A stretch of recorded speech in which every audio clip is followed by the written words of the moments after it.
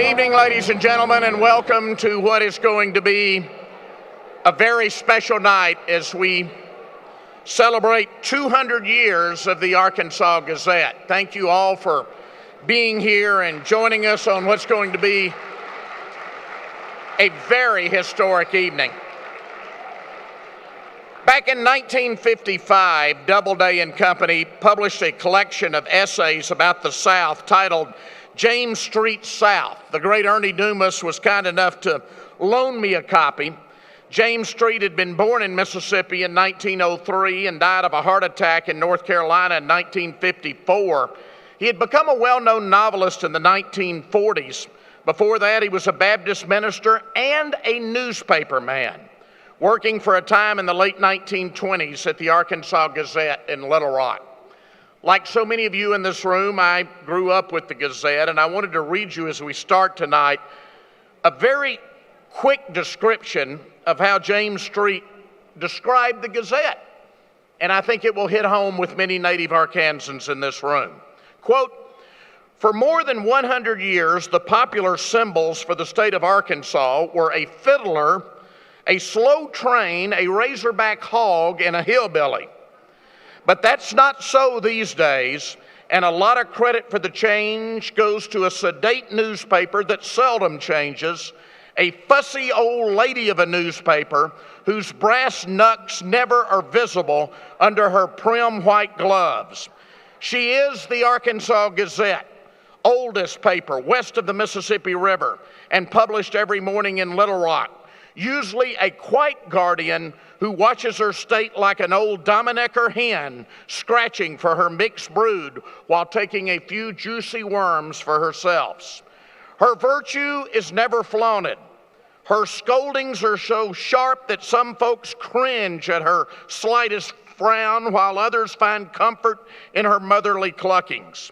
She's a Southern lady from any angle, her Confederate limbs hidden under a Victorian petticoat and seen only in stormy weather when she kicks up her heels in an eye-scratching crusade for her principles or goes on a sassafras tea jag of cautious liberalism. Her tenets have made her one of the most successful journals in the world, and yet her tenets are simple. What is best for humanity as the Gazette sees it, an honest profit is not evil, change is not only progress, but never fear change, and lay not a greedy hand, sir, on the fair breast of Arkansas, point not a dirty finger." Close quote. James Street describing the great Arkansas Gazette.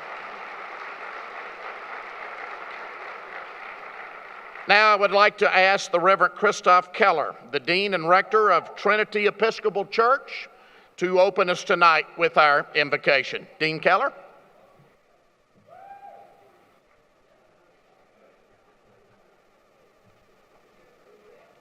Let us pray. Almighty God, we thank you for this food and the hands that prepared and serve it. We remember before you the people who gave us the Arkansas Gazette. Some were giants: William Woodruff, J.N. Highskull, Harry Ashmore. Some are legends: George Fisher, Orville Henry, Richard Allen. The names of most we never knew. They wrote without bylines or worked behind the scenes. You knew them then and know them now, because they see you face to face. Let them know we hold them dear and that we honor them tonight. We thank you for the great newspaper they created, for how they chronicled their times, digging out facts and explanations, adding color, flavor, opinion, laughter, solace. When we lost 15-14, reading Orville helped somehow. The paper favored decency and progress for the state it loved. God bless the people, alive and dead, of the Arkansas Gazette. And God bless the vision that brought all of us together in this room tonight. The vision that in a public need, here's a call to carry on through changing times, doubling down on belief in news as well-sourced facts objectively reported. Others retreat or quit, but our newspaper leads courageously. So thank you for the Democrat-Gazette that holds both its legacies in trust. Thank you for its giants and its embryonic legends, Hussman, Greenberg, Brummett. God bless them all. Bless their colleagues, their work, their cause, and make it prosper. Amen.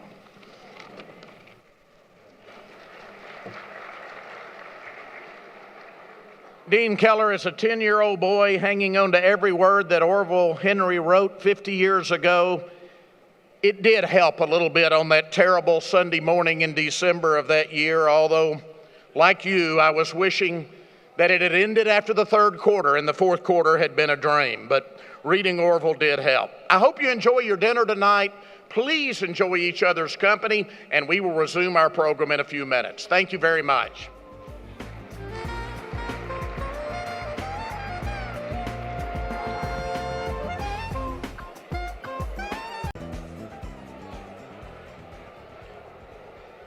Please continue to enjoy your dinner, if you will.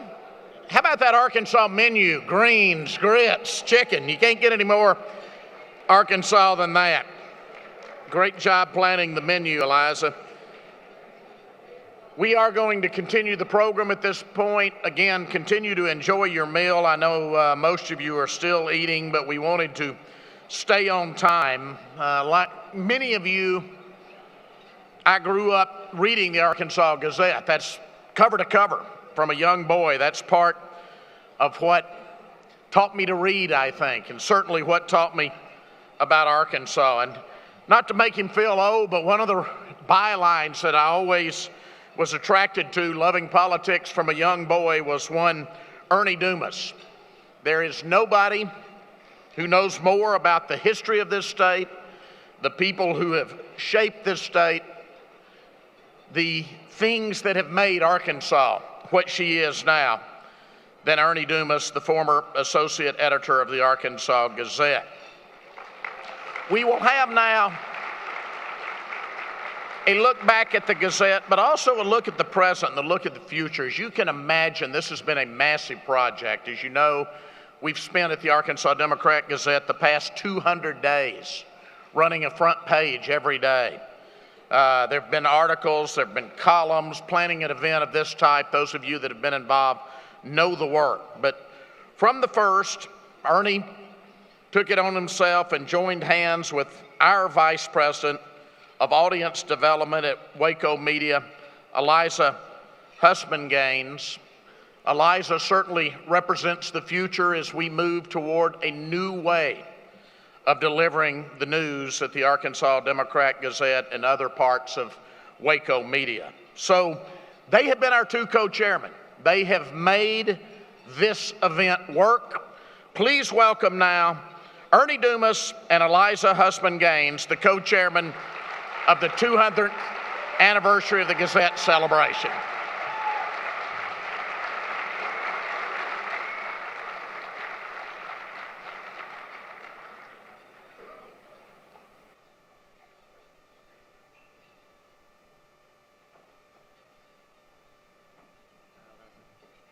Thanks. I may take a couple of minutes. It's okay.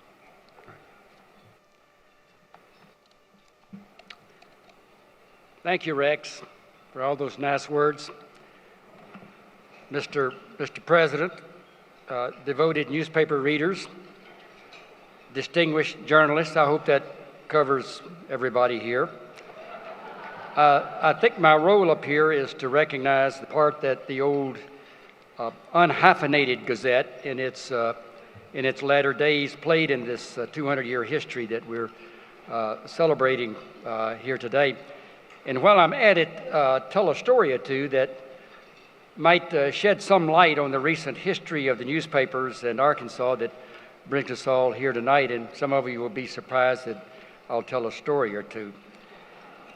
So let's get first get the recognition out of the way. Would everyone here who worked for the old Gazette prior to October 20th, 1991, stand for just a second, those of you who are able. The others can raise their wave. I won't try to identify you.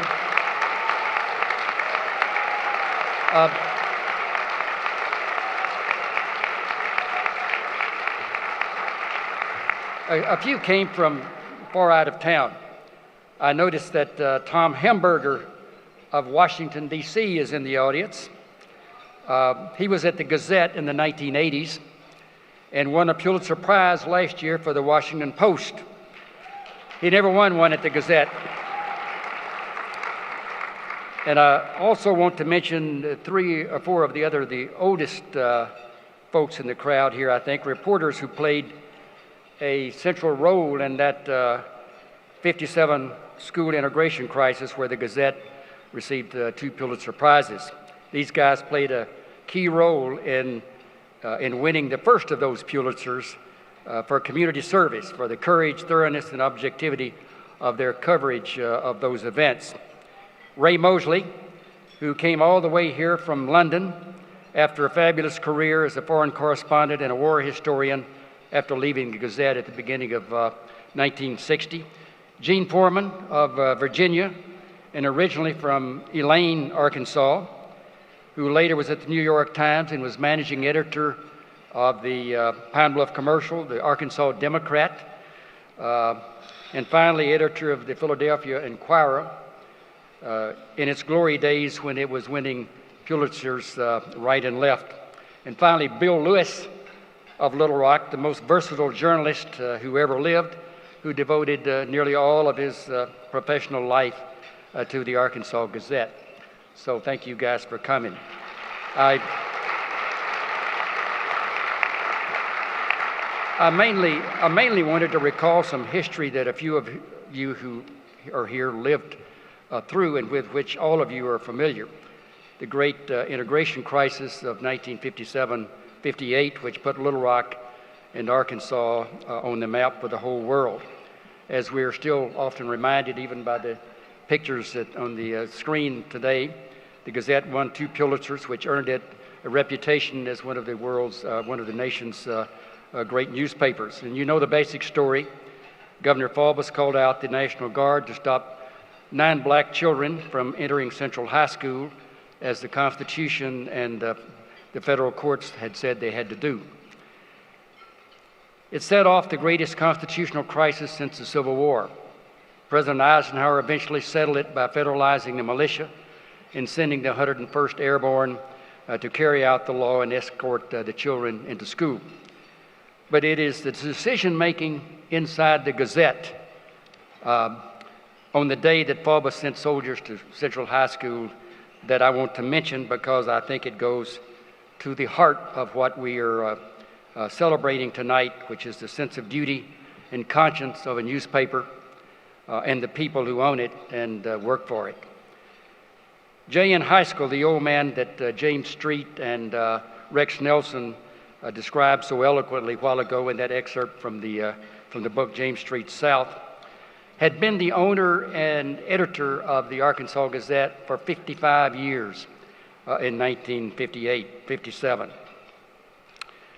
Now, Ned High School, that description that he described, that wonderful description, was very appropriate, I think. But he had been, Ned High School was not a liberal, not really a liberal, although that became his reputation and the Gazette. And neither could he be called an integrationist. In 1927, he had written a front-page editorial condemning Little Rock officials and the police for doing nothing when a white mob took over downtown Little Rock for much of a day and lynched a young African-American for allegedly insulting 2 white women. They dragged him through the streets of downtown, shot him many times, and burned his body at the corner of 9th and Broadway on a pile of church pews ripped from the sanctuary of an African-American church a few blocks up the street. Ned Heiskell's editorial called for city officials and the leaders of the mob to be prosecuted and held liable for the horror of the event and also for the great harm done to the reputation of Little Rock and the state of Arkansas, but they never were held liable. And that's as close, I think, as Ned Heiskell had ever gotten to liberalism. He was slow warming up to women's suffrage. And really that was, I think, the whole history of the Arkansas Gazette as far as its editorial stances went. The paper always covered the news and did it in the King's English. But I can find little in the Gazette's editorial positions on the great issues of the day that I suspect many of you here tonight would want to be associated with. The first owner and editor of the Gazette, William Woodruff, said Arkansas would never progress until it got rid of the subhuman Indians. And the Gazette, like all Southern newspapers, defended slavery and secession in favor of the Jim Crow laws that maintained segregation in the South until the Brown decision in 1954. Occasionally, it counseled patience and caution before going with the crowd. But on the Sunday that Faubus ordered the soldiers to Central High School, Hugh Patterson, the son-in-law of Ned Heiskell and the publisher of the paper, went to the old man along with Harry Ashmore, the chief editorial writer. They told him that they thought the Gazette was morally obliged to condemn the governor's action because it put the state and the community in direct defiance of the rule of law for the first time since 1860, and that defiance would not be allowed to stand. But they told Ned Heiskell that it was his newspaper, not theirs, and the stand was certain to be extremely unpopular. It was certain to cause great economic harm to the paper, which was in a struggle with the afternoon paper in the same market. If the paper took that stand, it could put its very existence on the line. And according to Roy Reed's count, the old man turned and looked out the window on 3rd Street and finally said, "I won't let those people do that to my town." The editorial the next day appeared on the front page. The newspaper lost thousands of subscribers. Businesses were boycotted until they quit advertising in the paper. It cost the family and the company millions of dollars. The paper, years later, would regain the circulation lead, but denouncing the Gazette remained a sure vote getter for politicians for many years to come. And most of you knew all of that. I wanted to tell a more recent story that I think is a little more explanatory of why and how, and also how we came to be here tonight, in a way celebrating or at least recognizing Walter Hussman's and the Arkansas Democrats' victory in the so-called newspaper war. If Walter did not prevail in those last 5 years and buy the Gazette after Gannett agreed to shut it down and fire all of us, I doubt very much that we would be here celebrating the birthday of the Gazette, because I think it would be very unlikely that we would have a newspaper many of us would want to celebrate, if indeed there would be anything that we could call a metropolitan and state newspaper. Mr. President, this is a story that should interest you. It might have affected you casually. It's partly personal, and I apologize for that, but it may be a little amusing. For many of you, it might give you a glimpse into the sausage making inside a newspaper office. In 1986, the Patterson family sold the Gazette to the Gannett Corporation, now the owner of some 550 newspapers and other media. When he sold the Gazette to Gannett, Hugh Patterson had one stipulation with Al Newhart, the Gannett chairman who had built the great chain and had started USA Today, the slick national newspaper published in Washington. Hugh wanted a commitment from Al that they would never tamper with the paper's so-called liberal editorial policy. Now, Hugh surely knew that Gannett papers tended to have very neutral editorial slants. avoiding unpopular stances on the burning issues of the day was good for subscriptions and advertising. Al Newhart's Pride and Joy, USA Today, published equal pro and con editorials on the big questions side by side. But Newhart gave Hugh that commitment. I imagine he shrugged and said, "Sure, Hugh." Then Newhart sent the circulation director of USA Today, a very nice gentleman named Bill Malone, to be the publisher of the Gazette in place of Hugh Patterson. Then Al Newhart retired as the Gannett CEO. Now, the new publisher's wife, I would soon learn, had hated to leave Washington because she was on the staff of the Vice President of the United States, George Bush, who was about to run for president. Bill Malone soon became disturbed about the Gazette's editorials. He brought in a guy named Walker Lundy, who had been fired at the Fort Worth Star-Telegram to be the newspaper's managing editor, replacing Kerry Patterson, who was Ned Heiskell's grandson. But Lundy's jurisdiction was over the newsroom, not the opinion pages. The editorial staff, there were 4 of us then, quickly began to feel the heat. And I think some maybe at the country club, maybe somebody here tonight, told the new publisher that the Gazette's trouble with circulation and advertising, the reason was their hated Gazette editorial page. It came to a head in the 1988 presidential race, the one that George Bush won. Malone told his newsroom editor, Walker Lundy, that he had to join the editorial staff, not to write editorials, but to help shape and influence the editorial stances that we took. Now, Walker clearly didn't want to do it. It crossed the line between separating news and editorial, and he didn't seem to be interested much in politics and public affairs anyway, and might have been more liberal than any of us. So Walker would argue politely with us and then shrug and give in. It became apparent that Bill Malone, the publisher, was determined that we were going to endorse Bush over the liberal governor of Massachusetts, Michael Dukakis. I suspected that his wife was giving him a hard time about it. He kept mentioning to me how much his wife admired George Bush. The week before the election, we had an editorial conference and voted 4-0 to endorse Governor Dukakis. Walker Lundy pleaded with us, why not just write something praising both of them and not endorse either one of them? Bill Malone wanted to see whatever we wrote on the presidential race before it went to type. So Doug Smith and I wrote the editorial endorsing Dukakis. And on Friday afternoon, we sent a copy down to Bill Malone's office. And the editorial was to run Sunday, 2 days before the election. Malone tried to talk to his editor, Lundy, that afternoon, but Lundy had left the building. He tried Saturday to track him down, apparently to tell him to somehow stop that editorial, but he couldn't reach him. It turned out that Walker Lundy had gone to Florida to visit a relative or something, and he avoided Malone's calls.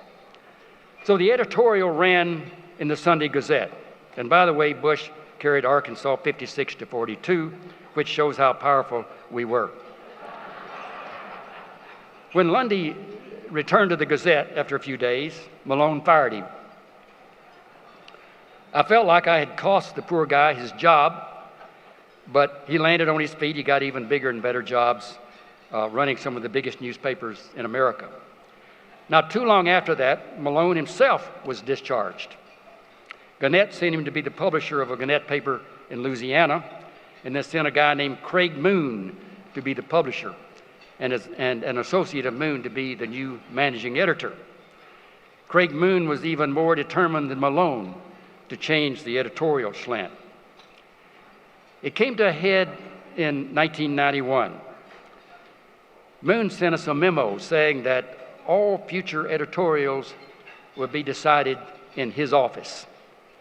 Every Monday morning, we were to assemble in his office along with his new managing editor, and together all the editorial decisions of the week would be made. And then we could go back upstairs and write the editorials that they wanted. So Jerry Dono, Doug Smith, and I figured that this was the end for us. The owner of every newspaper has the prerogative to say what his newspaper will stand for, and you can follow suit or leave. And I told Elaine that weekend that this was probably my last week at the Gazette, or at least as an editorial writer. So the appointed Monday morning came, and we trudged down to Moon's office and waited in the boardroom. He never came in. His secretary couldn't find him, or his newsroom editor, Keith Moyer. So we finally, after an hour or two, went back down, and the rest of the week we wrote our usual editorials. For the next 3 Mondays, we all trudged down to the publisher's office, waited, and he never once showed up. So Jerry Dono said, to hell with it. Let's just keep doing what we're doing until we're told something definitively or we're fired.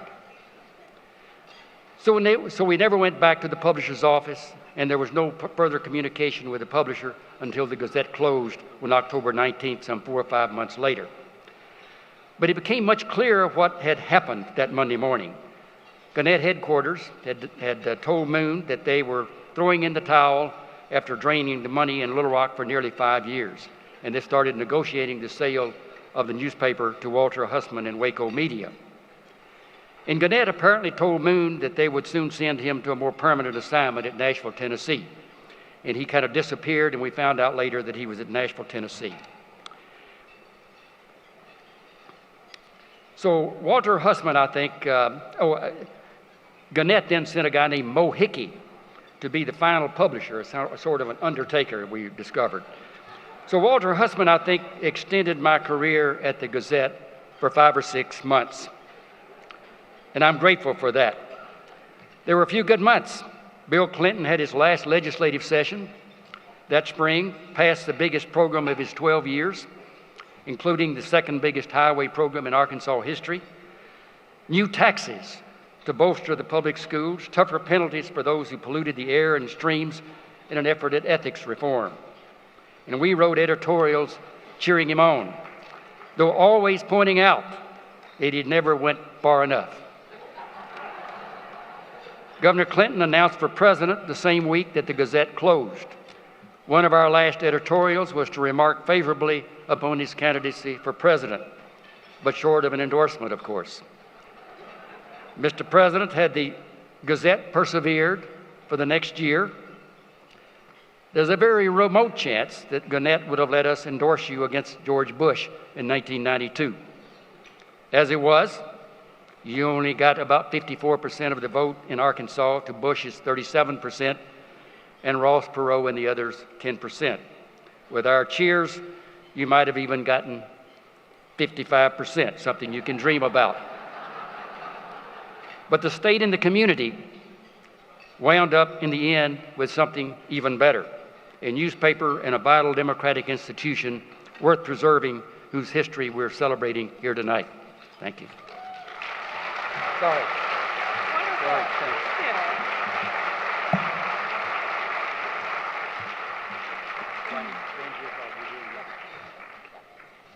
Hi, I am Eliza Hussman-Gaines. I'd first like to thank Ernie for being a great partner in the planning of this event. I have loved hearing the stories about his time at the Gazette. One of my favorite moments in this process was going through hundreds of old Gazette photos together and finding one of Ernie in the Gazette newsroom in the 1970s, complete with huge 70-era glasses.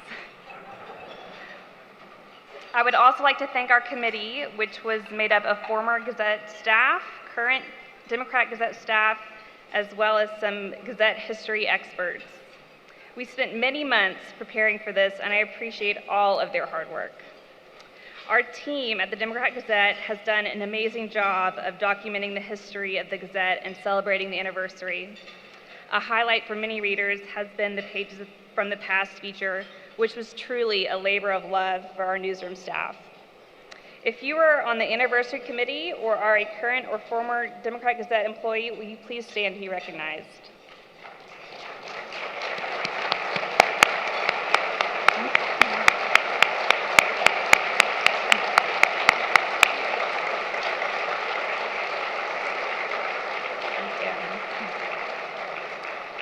I would also like to thank President Clinton and Mack Mclarty for being here tonight. Your presence is a testament to the impact these newspapers have had on our city and our state. President Clinton, as a gesture of our appreciation, we have made a donation to the Virginia Clinton Kelly Endowed Chair for Clinical Breast Cancer Research. Thank you.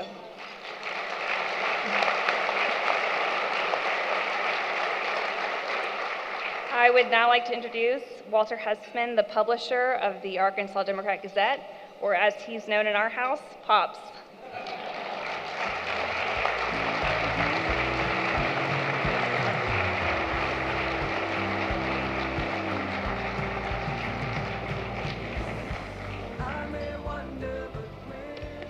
Thank you very much. If you all are enjoying this event, the person who's responsible for making it what it is my daughter Eliza.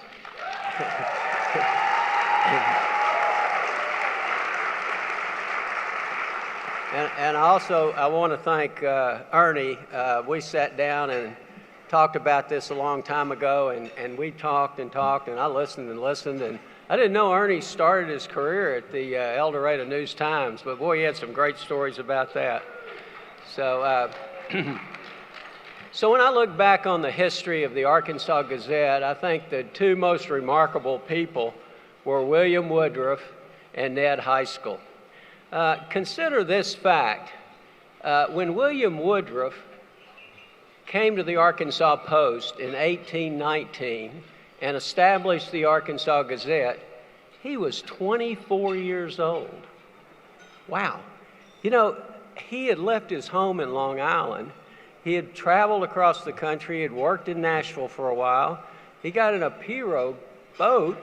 He went all the way down the mighty Mississippi and landed at Arkansas Post, and he was 24. And when Ned Heiskell and his brother Fred and his father went west and they came to Little Rock and they bought the Arkansas Gazette in 1902, Ned Heiskell was 30 years old.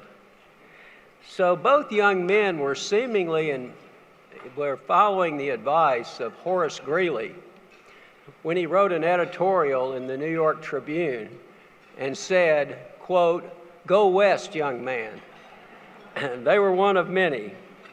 But you know, William Woodruff went west 50 years before Horace Greeley ever wrote that editorial. It appears to me that both of these young men were entrepreneurs. Both were pursuing their dreams, encouraged by the great American free enterprise system, trying to make a fortune in a new place. But I'm sure neither one of them could imagine the troubles and the problems they were going to encounter as a publisher. For example, I'm sure William Woodruff had no idea that someday a man was going to walk in his office as an assassin and not try to shoot him, but shoot his friend Chester Ashley. And Ashley, responding, pulled out his pistol and accidentally shot William Woodruff. And according to several eyewitnesses, the would-be assassin left the Gazette building with his clothes on fire. You know, as the great newspaper columnist and humorist Dave Barry said, "I'm not making this up." Well, so today's tumultuous arguments that we see on social media, Facebook, etc., they seem pretty tame compared to newspaper editors dueling it out in the streets of Little Rock in the 1800s. Well, Ned Heiskell probably never imagined the acrimonious reaction by so many readers to his editorial stand, urging one of the great American principles, which was the rule of law. And you know, Woodruff, I think he finally tired and decided to kind of give up all the fights and all the controversies, so he sold the Gazette. But you know, it had this habit of coming back to him, sometimes involuntarily, and then he'd try to sell it again. But not Heiskell. Heiskell endured reader and advertiser boycotts and what must have seemed like endless controversies. But he fought the good fight. He won Pulitzer Prizes. He persevered to the very end, staying the course as editor-in-chief until he was 100 years old. I still remember going to his 100th birthday. So there's a lot to admire here. Arkansans certainly are proud, take pride in our own. There was lots of great pride during the glory years of Arkansas Razorback football in the 1960s and basketball in the 1990s. And Arkansans were certainly proud when one of our own, Bill Clinton, was elected president.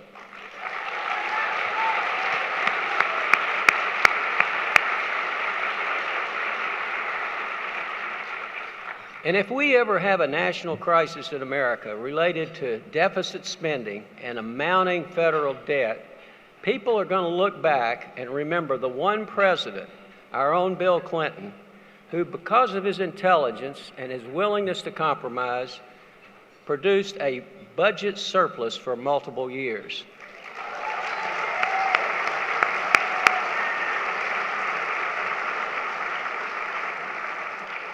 But Arkansans can be proud of a tradition of good journalism in Arkansas. And it was the Arkansas Gazette that set that standard. And so we are in debt to a lot of great men and women whose calling and passion was great journalism. Tonight, we celebrate them and their newspaper as we embark on a third century of newspaper publishing in Arkansas.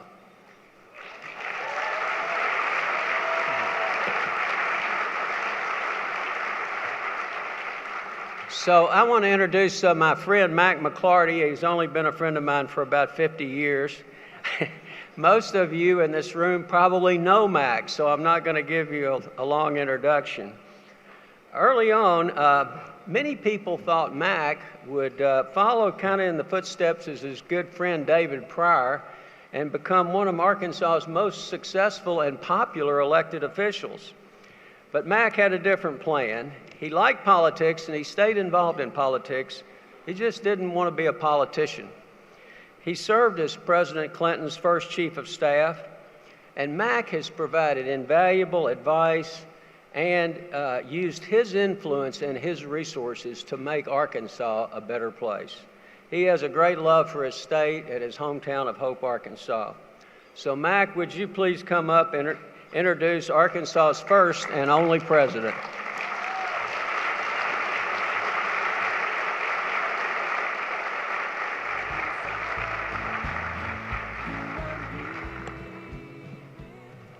Walter, thank you for your kind words, and thank you and your family for inviting me to participate in this program tonight. We have much to celebrate, but I would be remiss if I failed to say a special word on this occasion about our host. Walter Hussman, my friend of long standing from Southwest Arkansas, has had a legendary career during which he saved and renewed a declining afternoon newspaper. He prevailed against the toughest and strongest competition in the storied newspaper wars. And all the while, he engaged in civic mindedness, philanthropy, business leadership, and overall goodwill. And now as we speak, when others in his position might be tempted to retire or rest on their laurels, he indeed embarks on the boldest business and journalism adventure of our lifetimes.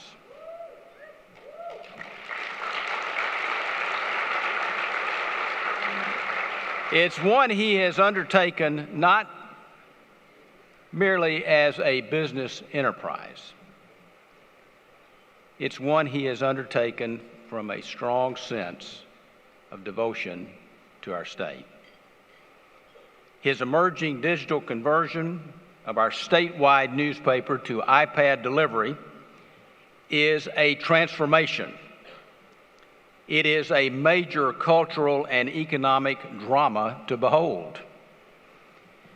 And I might say, as we enter this era, we might consider all being subscribers. And Walter, I am working hard at mastering that Arkansas Democrat-Gazette iPad.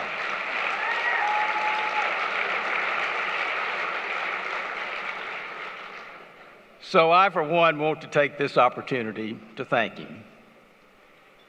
I want to wish for success for him, for his newspaper, and importantly, for the strong news-consuming community that Arkansas has always been. Arkansas is an uncommonly proud state.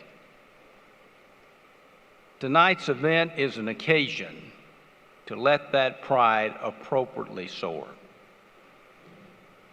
It is my privilege and honor to present one of our state's greatest history-making ambassadors, who in turn will pay tribute to another. One is a political leader, the other is a newspaper. And theirs is a historically and naturally adversarial relationship. But in this case, it is one of mutual respect and epic achievement. Dale Bumpers famously told us that his father taught him that politics can be a noble profession.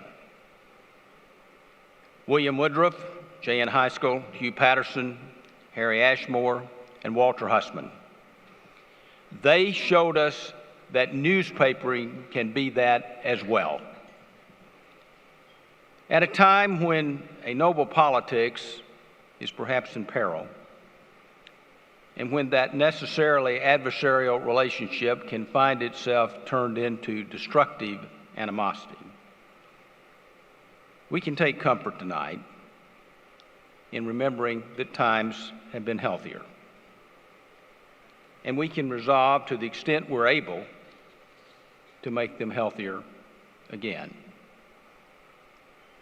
1819, 1946, 1957, 1992, 2019. These are dates to live in Arkansas's greatness. In 1819, the Arkansas Gazette was founded. In 1946, a male child was born to modest beginnings in Hope, Arkansas. In 1957, that newspaper, founded in 1819, rose to the occasion of its intersection with history. It brought to our proud state 2 Pulitzer Prizes, one for public service and one for editorials, and both for courage and rightness and might. In 1992, that male child born to those modest beginnings in hope was elected President of the United States. A new generation Southern politician devoted to modernizing our politics, to modernizing our economy in an increasingly interconnected and competitive world, and advancing racial reconciliation. And at the same time, stepping on the world stage with seriousness and purpose, and establishing relationships and friendships around the globe. 2019, here we are.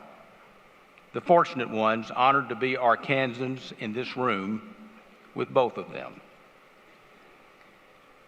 Most of us have known tonight's speaker a good portion of our lives. In my case, that is literally true. We know his story, and we value and respect our intersection with it. In presenting him tonight, I need not review his powerful biography or his significant accomplishments and contributions. I have to say something about 22 million jobs being created and millions moved from welfare to work, and indeed balancing that budget. But I really need to say only this. History tells us that presidencies can most fairly be judged after the passage of time. the passage of time in the context of peace and prosperity. And enough time has passed to reflect on the peace and prosperity of his time as our president. And from that reflection, we celebrate a job well done for the nation and world by a great ambassador of our proud state. Friends and fellow Arkansans, I present to you now a special speaker for a special occasion. My friend, our friend, the 42nd President of the United States, Bill Clinton.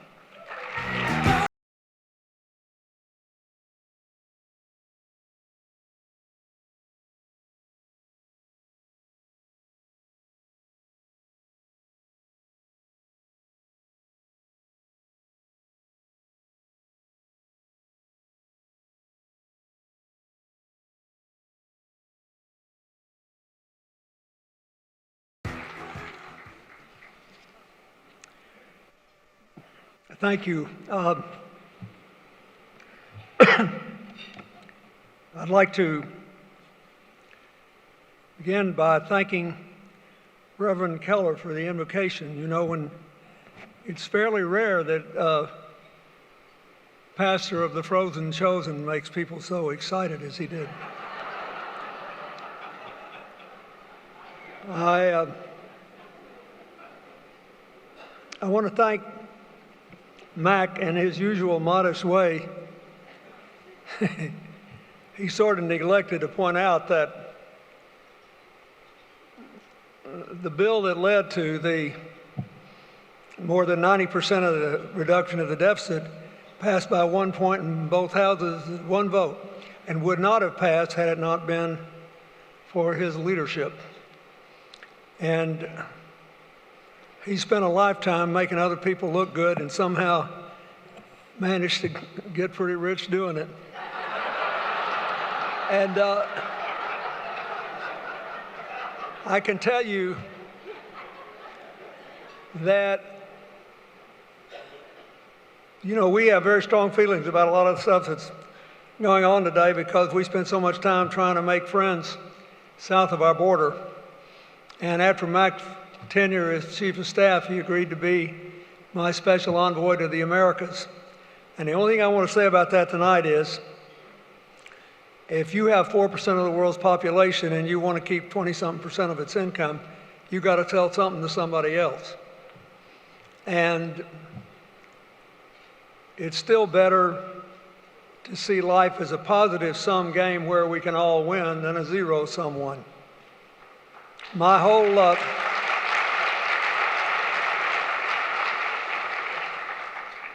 I also want to say he has always been better at me at knowing what not to do.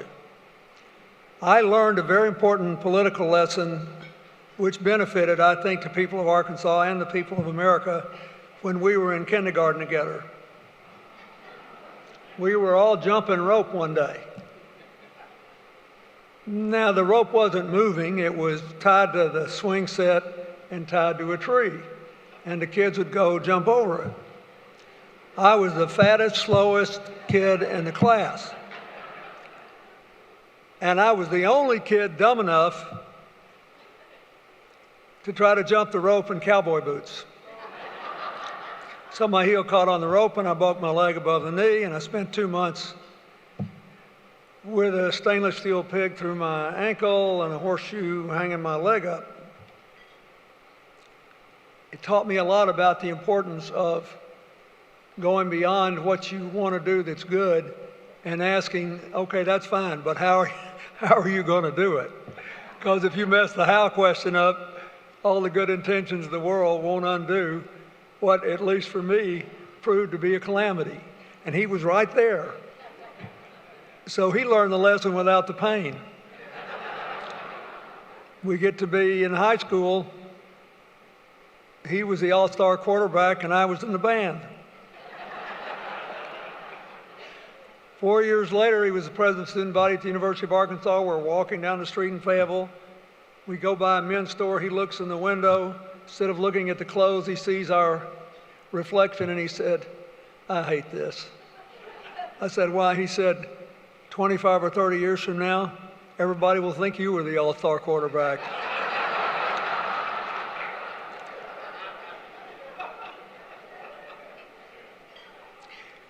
When Mack and I were boys in Hope, there was another boy there I'd give the world if he were here tonight, Vince Foster. Because Vince Foster loved Walter Hussman, and he loved me. And he was very much afraid that by the time I got done being governor and president, he would be the only person on the face of the earth who could say that he loved us both.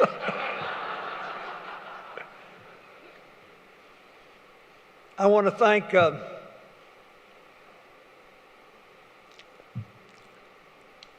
Rex for the memories.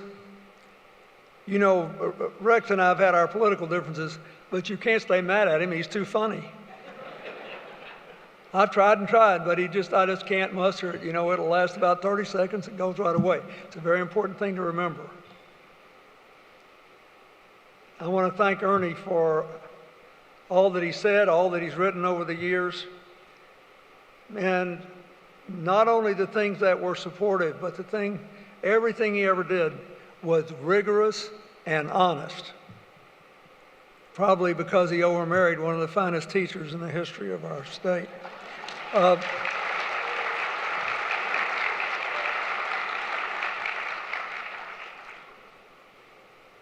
We all have things we remember about the old Gazette. There's only been one thing said tonight that I strongly disagree with. I really liked Orville Henry a lot, and I learned a lot from him. But I did not feel one bit better about that Arkansas-Texas game after reading his article. And it's now been 50 years, and I still don't feel any better about it.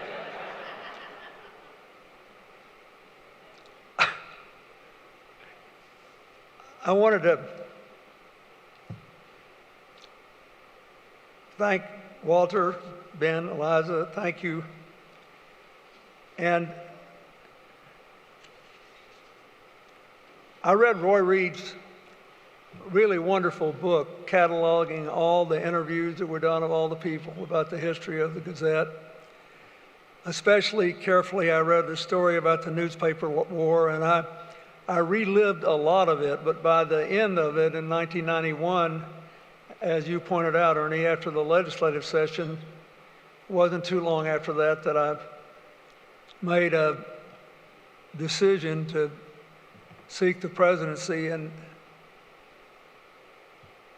But I could tell everybody I knew who worked for the Gazette was miserable and disappointed by what happened under the previous ownership.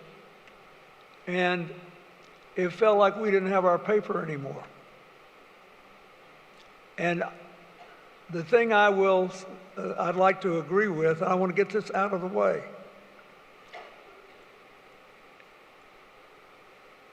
Old-fashioned newspapers are important if they tell us what's going on in every place we're interested. I can read the business stories in the Arkansas Democrat-Gazette, and I get a pretty good feel for how the major businesses are doing. I'm really interested in this whole education question about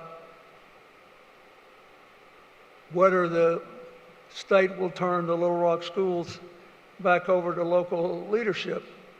I read all the stories about that, including the people that thought it was right to do the other thing.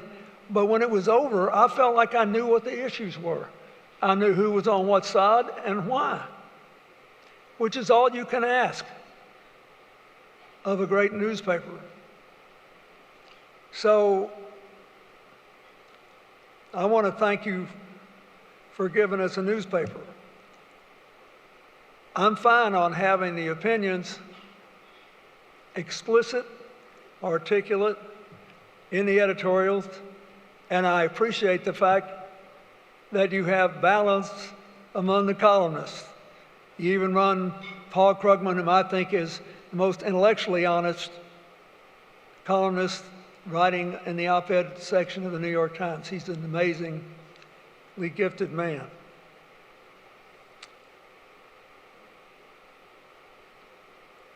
If you think of what's at stake today, and why do we feel this? I want to just take a real quick run through history.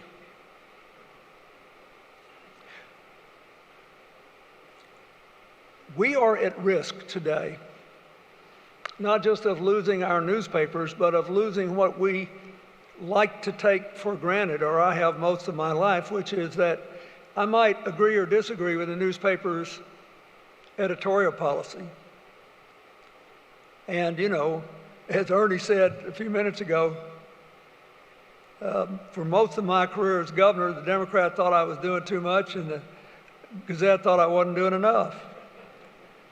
I just reread all of George Fisher's compiled cartoons from the 1980s, and God, half the time I couldn't tell whether it was Matter at me or Tommy Robinson.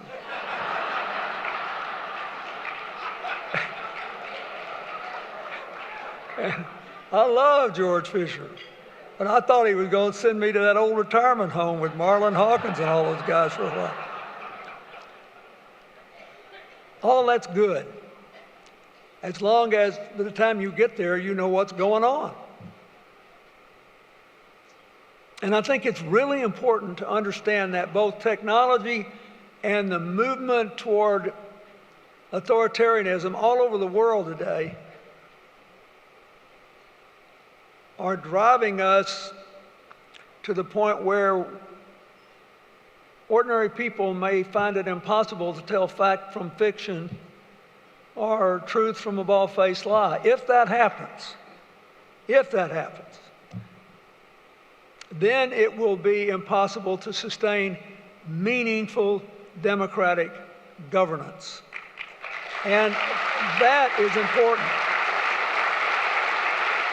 And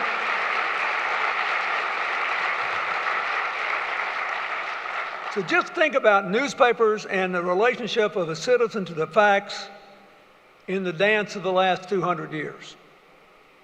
So Woodruff puts this printing press he got in Nashville on a couple of different boats, gets it to the intersection of the White River with the Arkansas River and Arkansas Post, and starts printing the paper. Then moves down to Little Rock. And he's in and out of the paper, but we meanwhile become a state in 1836, and I think his last direct ownership was in the 1850s when the country was coming apart at the seams. But all that time, at least the people who could vote, felt like they were getting information they couldn't get anywhere else. And at the time, remember, only white male property owners could vote. That's a problem we had to address, and part, but not all, of what the Civil War was about. So we rock along, and then in 1902, when high school got the paper, you've heard all that, but by then, African Americans had been given the right to vote, and then it had been de facto taken away by the end of Reconstruction and the rise of Jim Crow. Then World War I comes along, and women finally get the right to vote. And we endure our first Red Scare, and then we go through another period where we're trying to expand the meaning of our union. So now, other people need to be able to read and digest and get true facts.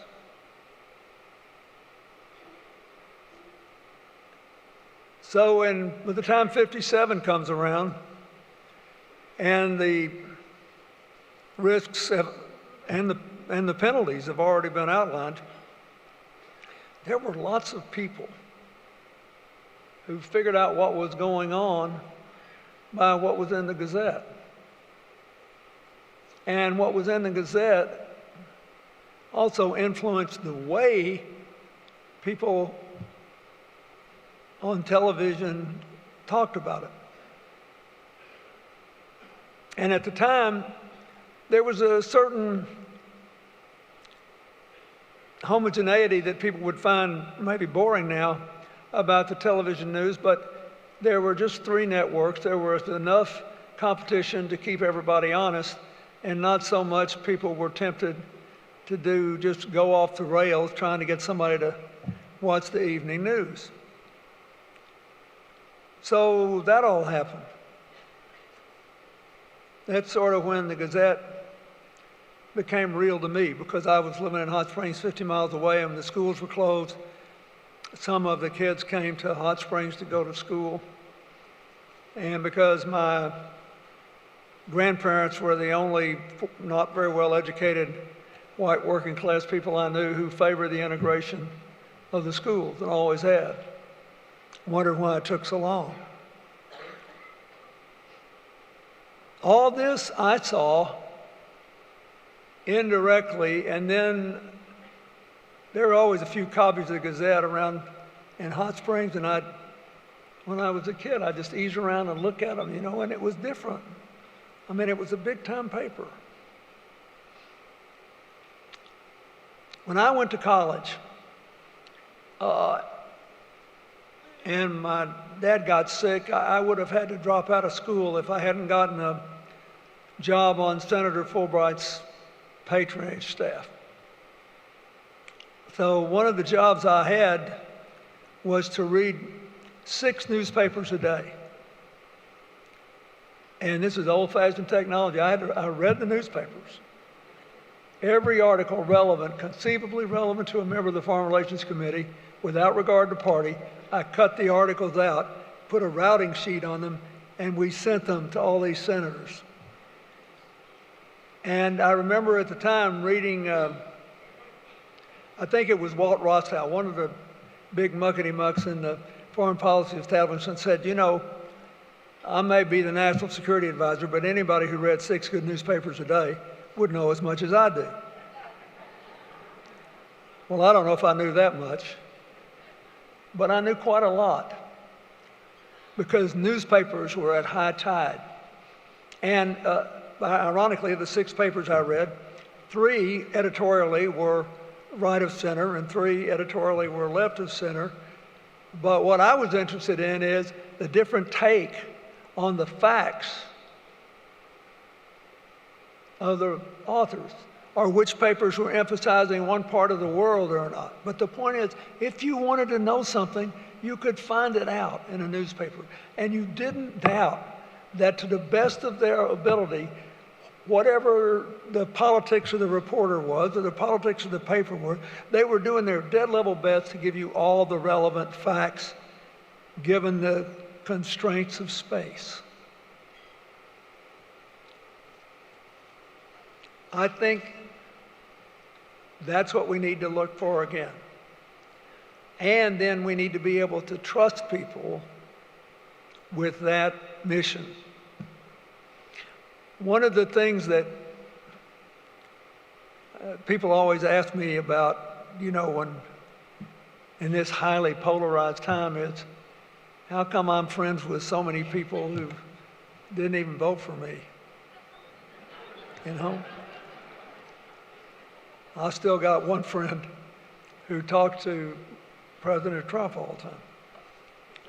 And I called him, I called him about 2 months ago. I said, how's your president doing? He said, don't do me that way. He said, every time I see him, he looks for a total stranger and run up and introduce me and says, you know, this guy really likes Bill and Hillary Clinton, but.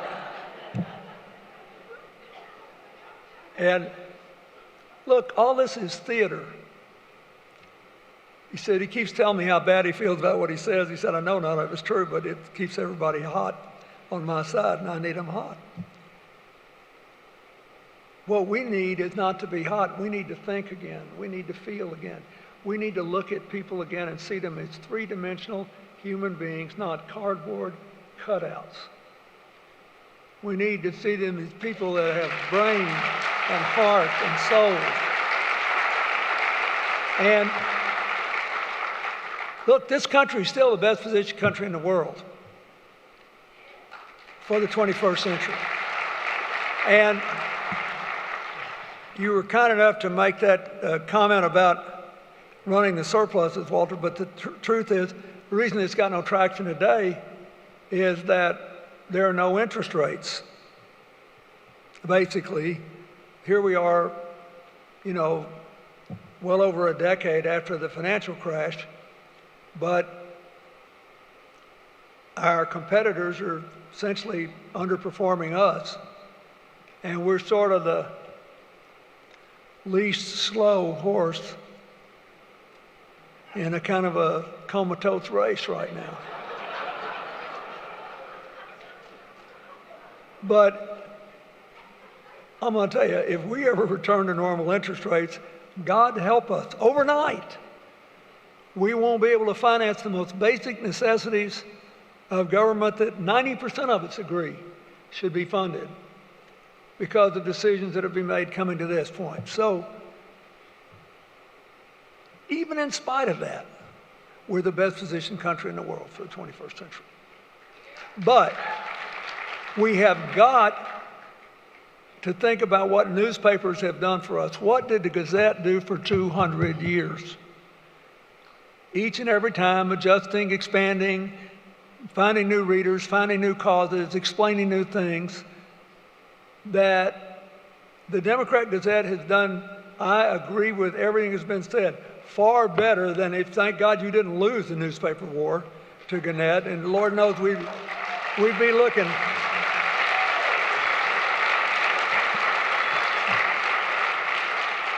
We'd have more colored pictures on the front page of the paper and movie reviews. And talk about live streaming, how cool it is and all that. And I don't mean to be pejorative. I read USA Today. I actually like a lot of those charts because they're helpful to get things organized. But you can't run a local newspaper like that. You can't have a community newspaper or a state newspaper. You can't do it.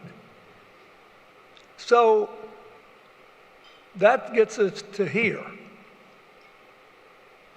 But we have to ask ourselves, where do you want the Gazette to be in 10 years? You've answered one question commercially. You can't know if this is going to work, but it's got a better chance than doing nothing. Getting people on a friend of mine who's actually a year older than me was talking to me today, told me about another thing, and she said, "Oh, I'm so excited. Our neighborhood is one of the first ones to make the change. I've got my iPad. I'm reading my paper every day." And she said, "Of course, I'm waiting for Sunday so I can get one. It's still print, but I mean, this is great because we need to know things. And we need to be able to have discussions, even arguments with our neighbors based on a received set of facts. And I think it's really important. I know that I'm preaching to the saved because you all clap, but Ruth Bader Ginsburg had 15,000 people here the other day. But wait. And got 96 or 97 votes when I nominated her because people think she's on the level. And every Republican was aware that when it comes to women's rights and civil rights, she was more left of center than not, but they also were aware that she was against running over democratic processes and not respecting other people's opinions, and that's why she made friends with Justice Scalia, among others. She's on the level. We all need to work harder at being on the level. And let me just give you, I always try to think of things that I can say to people in my declining years that will make them say, "Whoa, I hadn't thought about that." Like, this is the 30th anniversary of the moonwalk. We landed on the moon. Or, no, this is the 50th. The 30th anniversary was when I was in my second term. And on the 30th anniversary, I asked the NASA people to come in. And they brought a moon rock that had been taken off the moon in a vacuum-packed thing. And they said, now this has been dated at 3.6 billion years old. So I looked at the NASA director. I said, you know, I've been a good sport of the space program. He said, I know. I said, I want to borrow that. I said, I don't want to keep it, obviously, and I will never let it leave the Oval Office. And you know, I got pretty good security. I want to put this here on this table. You've all seen the table that's between the two. So I want it right here till I leave. And they thought I was crazy, but they said, okay. So the very next week, I had a meeting with the Republicans and Democrats in Congress and other things, and we were trying to solve some problem. And in no time at all, the argument descended into virtual chaos. And I said, wait a minute. I said, look at that rock. That rock came off the moon. It is 3.6 billion years old. Now, we are just passing through here. What do you say we settle down and get something done? It worked like a charm. Why? Because it just made people stop and think. Now I hear all these politicians making, you know, all the stuff they're saying. And in my dotage, I have acquired a consuming interest in all kinds of science, but I was fascinated when we finally saw the picture of the first black hole ever photographed. Remember that a few weeks ago? So there's this huge fire around this vast dark space in the universe, 55 million light years away. 55 million light years away. In a distant galaxy, of which there are 1 billion. Not planets, galaxies. Getting bigger all the time. And so this physicist was being interviewed in a newspaper article I read about the magnetic power of the black hole. And he said, if the entire solar system of which we on Earth are a part were to slide by the black hole close enough, it would be sucked in and immediately crushed into a pile of dust that would fit in a thimble. The solar system. Now, kind of makes you think it doesn't matter so much who's on Mount Rushmore.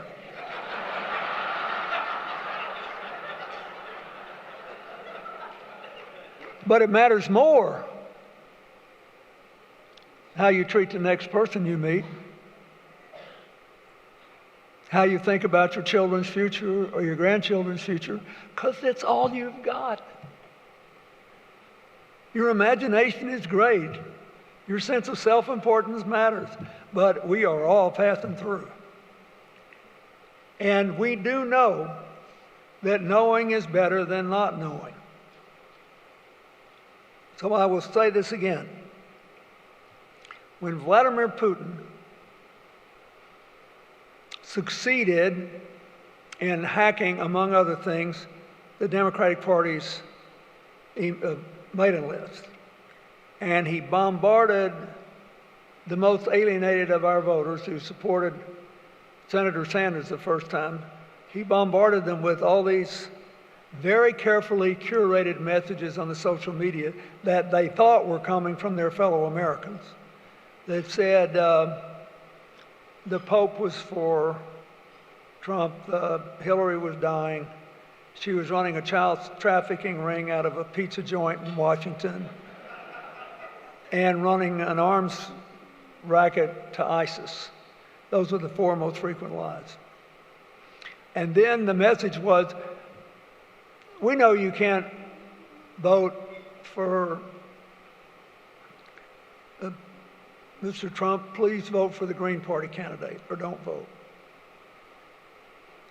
Putin's real goal, I mean, he wanted to influence the outcome of the election, but its real goal was to destroy the faith of voters in whether what they were reading was true. So if he helped who he was trying to help, it was just a bonus. But over the long run, these guys are playing the wrong game. All these people who are shutting down their own newspapers, stomping on their own opposition, all that, what their real goal is to break the conviction that we can know and we can act on what we know, and we can predict the consequences of acting on what we know. In other words, the essence of freedom. And it doesn't matter if you're a libertarian or a social democrat or something in between, you've got to know. So for me, because I was 11 during the Central High crisis, the legacy of the Arkansas Gazette and the legacy you have kept alive with the Democrat-Gazette is you really do want us all to know. Yes, you try to persuade us what to do with what we know, just as your predecessors did. Yes, there may be differences about that, but you don't want me not to know.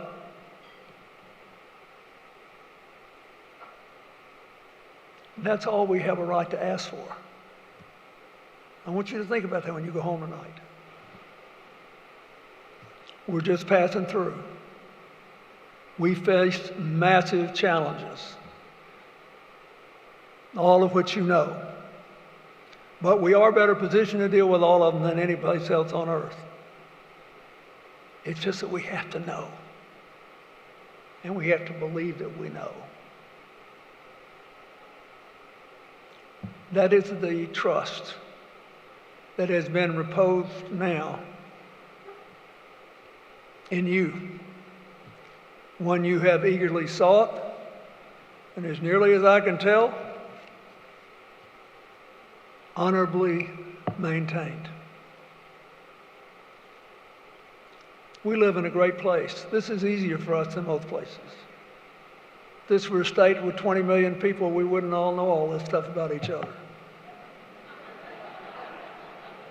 We'd be able to do a lot more jive talking because nobody'd know, that we're, you got to be careful here. We know each other too well. It is the great joy of being an Arkansan. So, thank you for this night. Thank you to the Gazette for 200 years. Thank you to the Democrat-Gazette for keeping the right to know and the responsibility to tell alive. There's no point in going through all the details of the challenges to this. All over America, people trying to keep newspapers alive, knowing that, for example, their political coverage will get more clicks, more retweets, if it's highly sensational and if inconvenient countervailing evidence is left out.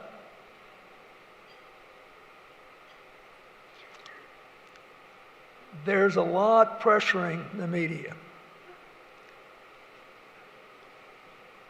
But if you can prove that your solution works, you can keep on the business of making sure people know. If we blow what we know, that's on us. That's democracy's bet and has ever been. But if we don't know, at the time of greatest promise in all human history, but existential challenge, shame on us. Happy birthday. Thank you.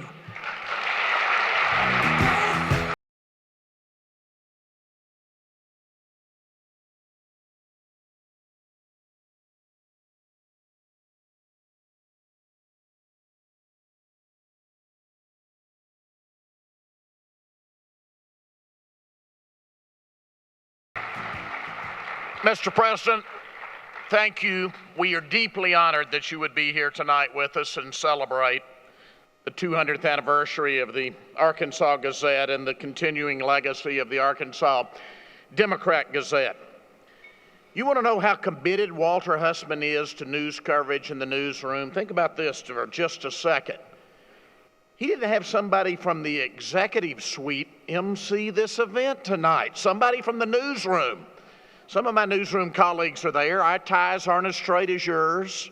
We might have chicken between our teeth. Probably got a coffee stain on my sweater. I probably grabbed Mack's fork or wine glass.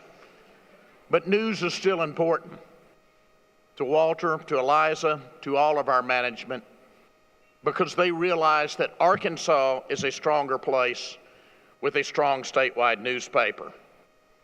There is a reprint in the mug in front of you. Make sure you take your mug of a Hiram Whittington letter provided by Kate Askew. Kate, thank you, of Yellow Dog Press.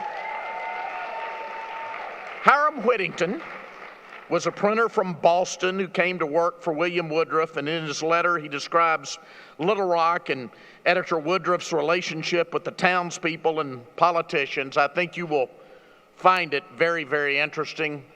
We've also, as you leave, we've got some umbrellas for you, and this is a particularly good night to pick those up also. We were thinking ahead.